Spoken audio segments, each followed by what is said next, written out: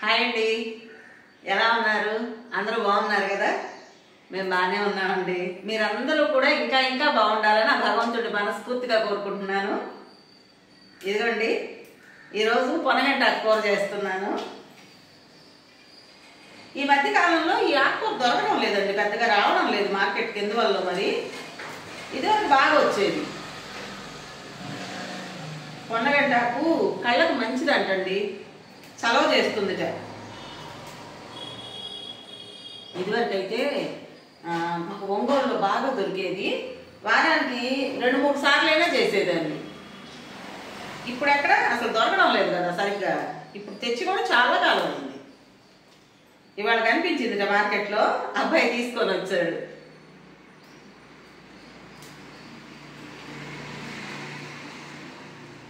ఈ పిల్లలండి ఈ టీవీలు చూసి ఫోన్లు చూసి అసలు చిన్న వయసులోనే కళ్ళజోళ్ళు వచ్చేస్తున్నాయి.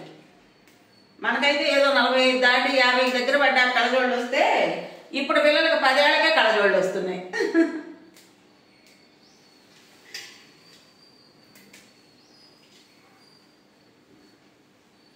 పెసరపప్పు వేసి చేస్తే బాగుంటుందండి. పప్పులో కూడా పెట్టుకోవచ్చు. నేనేం చేస్తానంటే, ఒకసారి తెచ్చినప్పుడు పప్పులో పెట్టారనుకోండి, ఒకసారి తెచ్చినప్పుడు పెసరపప్పు వేసి చేస్తా. ఎప్పుడు ఒకే మాదిరిగా చేసినా కూడా పిల్లలు సరిగ్గా తినరు కదా, అందుకోసం ఈరోజు పెసరపప్పు వేసి చేసి చూపిస్తాను.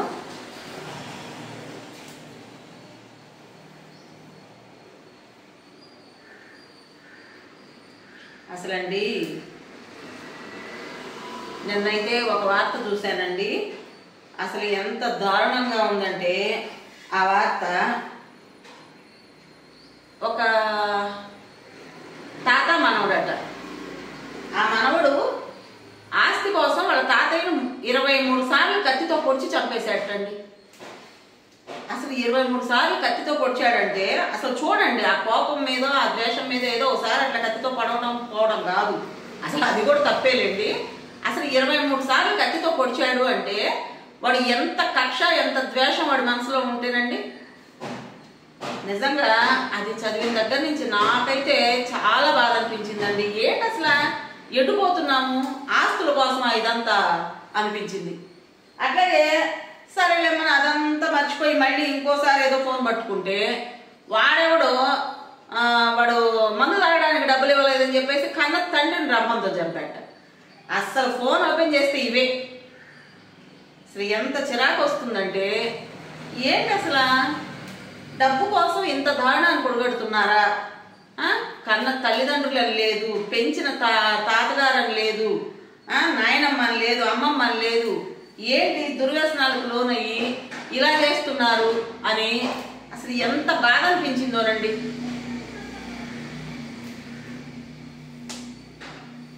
అయితే నిజమేలేండి, చిన్నప్పుడు ఎప్పుడో చదువుకున్నట్టు గుర్తండి. చిన్నప్పుడు అంటే మరీ చిన్నప్పుడు ఏం కాదు, ఇంటర్లో అనుకుంటాను. మానవ సంబంధాలన్నీ ఆర్థిక సంబంధాలే అని చెప్పారు. అప్పుడేమనుకున్నానంటే, అదేంటి ఇట్లా చెప్తున్నాడు ఈయన, కార్ల్ మార్క్స్ అనుకుంటా, ఇలా చెప్తున్నారు, మానవ సంబంధాలు ఆర్థిక సంబంధాలు అవడం ఏంటి, ప్రేమ అభిమానం ఆప్యాయత ఇలాంటివి చాలా ఉంటాయి కదా అంటే, అంత చిన్న వయసులో తెలియలే, ఒక 15-16 ఏళ్ల వయసులో ఇవన్నీ ఉంటాయి కదా, ఇదేంటి ఇలా చెప్తున్నారు అనుకున్నాను. ఇప్పుడు ఇవన్నీ వింటుంటే నిజమేనేమో అనిపిస్తోంది. లేకపోతే ఏంటండి ఈ దారుణాలు? డబ్బు కోసం ఇంత దారుణాన్ని పొడిగడతారా? దారుణాలు.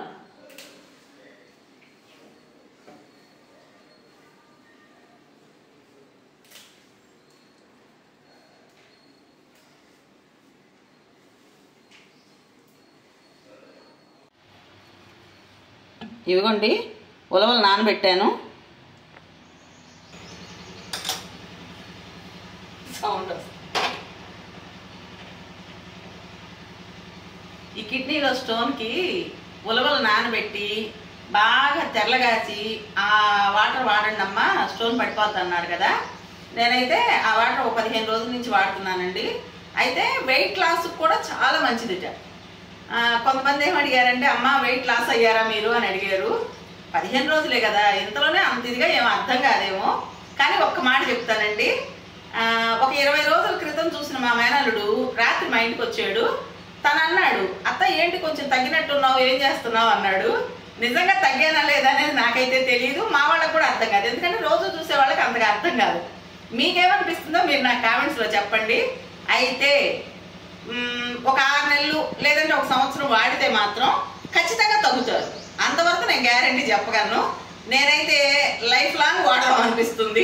ఇదిగోండి ఇలాగా ఎక్కువ నీళ్ళు తీసుకొని అన్ని ఉలవలు రాత్రిపూటే నానేసి ఒకసారి శుభ్రంగా కడిగేసి గాలించి, మళ్ళీ చెప్తున్నానండి, రాళ్ళు ఉంటాయి, ఇసుకుంటుంది, శుభ్రంగా కడిగి గాలించి ఒక గిన్నెలో అన్ని ఉలవలు తీసుకున్నారనుకోండి, మంచిగా 3 గ్లాసులు నీళ్ళు తీసుకోండి, మూత పెట్టి పెట్టేసేయండి. తెల్లారి పొద్దుట అవే నీళ్ళతో పొయ్యి మీద పెట్టేసేయండి. బాగా తెల్లనిచ్చి ఒక టీ గ్లాస్ అన్ని వాటర్ వస్తే చాలు. టీ గ్లాస్ అంటే చూపిస్తానండి, ఇదిగోండి ఈ గ్లాస్ నీళ్ళు అయితే చాలు. చల్లారి నుంచి తాగేస్తే కిడ్నీలో స్టోను పడిపోతుందిట, వెయిట్ లాస్ అవుతూ ఉంటా. వేరే వాళ్ళు చెప్పారు, తెలిసిన వాళ్ళు, అందుకోసం నేను అది ఫాలో అవుతున్నాను. ఒక 2-3 నెలలు వాడిన తర్వాత చూద్దాం ఎలా ఉంటుందో. సరే, మనం ఇప్పుడు కూర చేసుకుందామా? మరి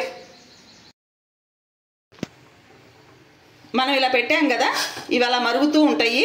ఈలోగా మనం కర్రీ చేసుకుందాం.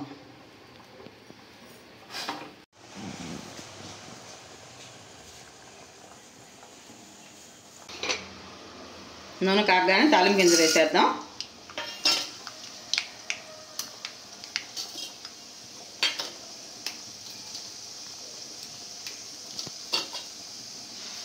రెండు ఎండుమిర్చి,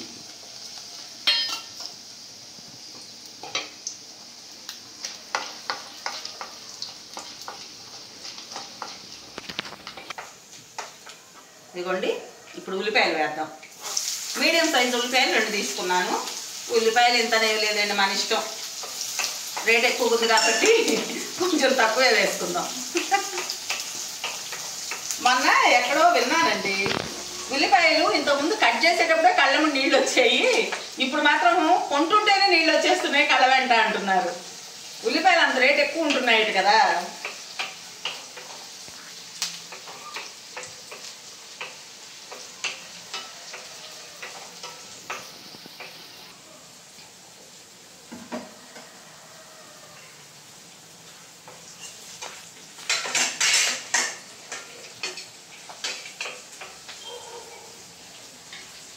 ఇదిగోండి, శుభ్రంగా కడిగి వడబుట్లో వేసి ఉంచాను.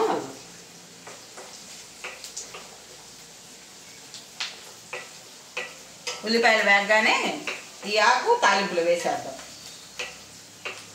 వేగింది.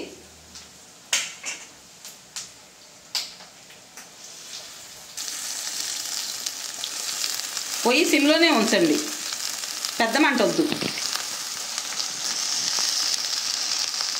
అసలు మామూలుగానే ఈ ఆకు ఎంత వేయించినా కూడాను ఆకులుగానే ఉంటుంది. మనం అదే కనుక హైలో పెట్టేసి గబగబా వేయించేసామనుకోండి, కూర టేస్ట్ ఉండదు. సిమ్లో పెట్టి నిదానంగా వేయించుకుందాం.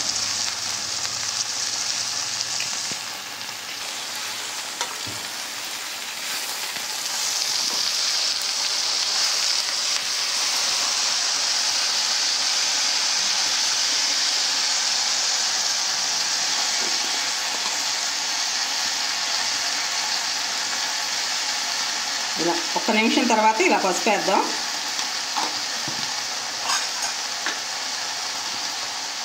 పసుపుతో పాటే ఉప్పు చూసుకోండి అమ్మ, ఉప్పు ఎంత పడుతుందో సుమారు చూసి వేసుకోండి.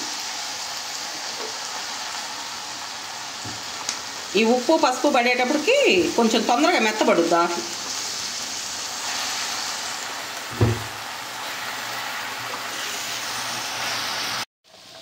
అదిగోండి, శుభ్రంగా మరిగిపోయాయి. ఇప్పుడు వాటిని గ్యాస్ ఆపేసి కాసేపు చల్లారనిద్దాం. ఈలోగా ఆకుకూర సంగతి చూద్దాం. ఇలా 3 వంతులు వేగిన తర్వాత ఒక్క అరగంట ముందే నానబెట్టుకున్న పెసరపప్పు, వాటర్ రాకుండా ఇలా చూసుకోండి.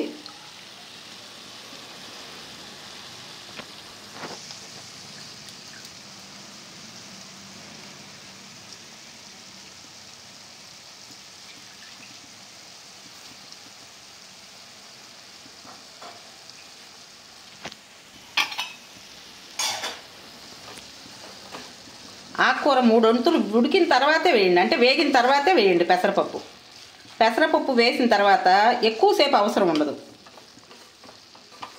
పెసరపప్పు వేసిన తర్వాత తొందరగా అడుగంటుద్ది. దగ్గరుండి ఇలా కలబెట్టుకుంటూ ఉండండి. ఒక 5 నిమిషాల తర్వాత కారం వేద్దాం.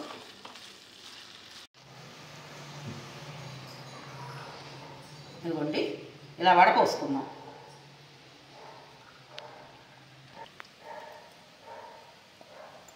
ఇదిగోండి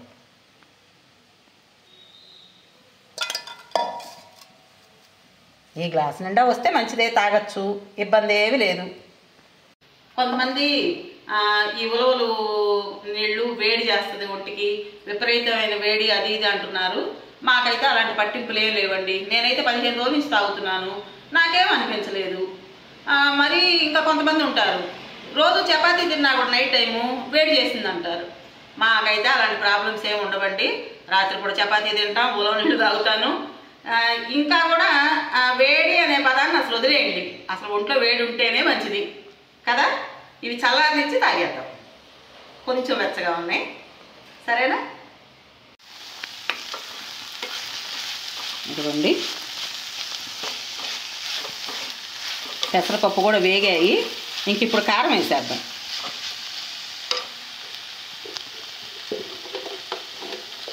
ఇది వెల్లుల్లి కారం అండి, అయిపోయింది చెయ్యాలి.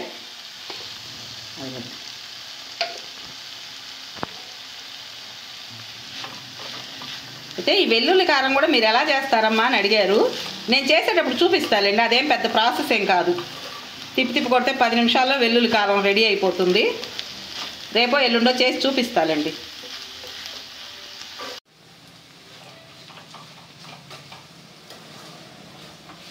కొంతమంది అయితే ఈ వెల్లుల్లి కారం బదులు పప్పుల పొడి కూడా వేసుకుంటారండి. నాకైతే ఇట్లా వెల్లుల్లి కారమే అలవాటు.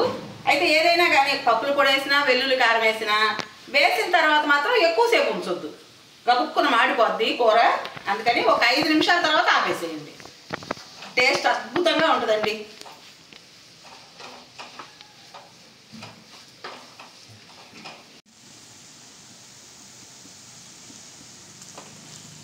ఇదిగోండి కూర రెడీ అయిపోయింది. ఇంకా గ్యాస్ ఆపేద్దాం.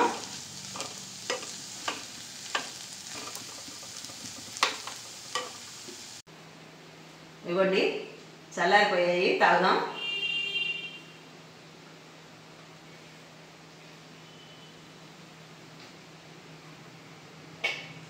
టేస్ట్ కూడా బాగుంటాయండి. దీనిలో ఉప్పు కానీ తేనె కానీ అసలు ఏమి కలపక్కర్లే. ఆ పని చల్లారించి తాగేసేయచ్చు. చూద్దామండి ఎంత వెయిట్ లాస్ అవుతానో ఒక 2-3 నెలల తర్వాత చూద్దాం. మరి ఈ వీడియో మీకు నచ్చిందా? ఈ చిన్న వీడియో మీకు నచ్చినట్టయితే లైక్ చేసి మరో నలుగురు షేర్ చేసేయండి.